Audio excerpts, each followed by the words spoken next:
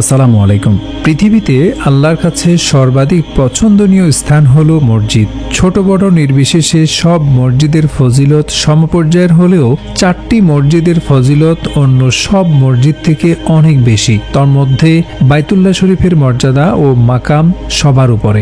এরপর মসজিদে নববী, তৃতীয় নম্বরে বাইতুল মুকাদ্দাস, চতুর্থ নম্বরে মসজিদে কুবা। প্রথমোক্ত 3টি মসজিদের ফজিলত ও মাহাত্ম্য সর্বজন বিদিত হলেও মসজিদে কুবার ব্যাপারে অনেকেরই জানাশোনার পরিধি অপ্রতুল সীমিত। তাই এই মসজিদের সংক্ষিপ্ত ইতিহাস ও ফজিলতের কথা তুলে ধরব ইনশাআল্লাহ। প্রথমত মসজিদটির ভৌগোলিক অবস্থানটা জানিয়ে দিই। মসজিদে কুবা মদিনা শরীফের দক্ষিণ পশ্চিম কোণে অবস্থিত। মসজিদে নববী থেকে এর দূরত্ব 5 কিলোমিটার। কুবা মূলত একটি কূপের নাম। পরবর্তী সময়ে কূপটিকে কেন্দ্র করে যে বসতি গড়ে উঠেছে তাকেও কুবা বলা হতো। এই যুগসূত্রে মসজিদটির নামকরণ করা হয় মসজিদে কুবা বলে। ভিত্তিপ্রস্তর স্থাপনের সংক্ষিপ্ত ইতিহাস।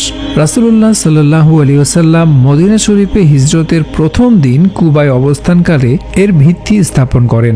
স্বয়ং রাসূলুল্লাহ সাল্লাল্লাহু আলাইহি ওয়াসাল্লাম এই মসজিদের নির্মাণ কাজে সাহাবাদের সঙ্গে অংশগ্রহণ করেন। বিশিষ্ট ইতিহাসবিদ মুহাম্মদ বিন ইসহাক রহমতুল্লাহ আলাইহি বলেন, রাসূলুল্লাহ সাল্লাল্লাহু আলাইহি ওয়াসাল্লাম কুবায় সোম, মঙ্গল, বুধ ও বৃহস্পতিবার অবস্থান করেন। এ সময়ের মধ্যে মসজিদের কুবার ভিত্তিপ্রস্তর স্থাপন করেন এবং এতে নামাজ আদায় করেন। নবুয়ত প্রাপ্তির পর এটাই প্রথম মসজিদ যার ভিত্তি তাকওয়ার উপর স্থাপিত হয়। অতঃপর জুমার দিন মদিনা অভিমুখে যাত্রা করেন।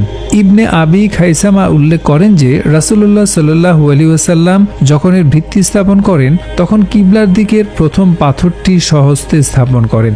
অতঃপর হযরত আবু বকর রাদিয়াল্লাহু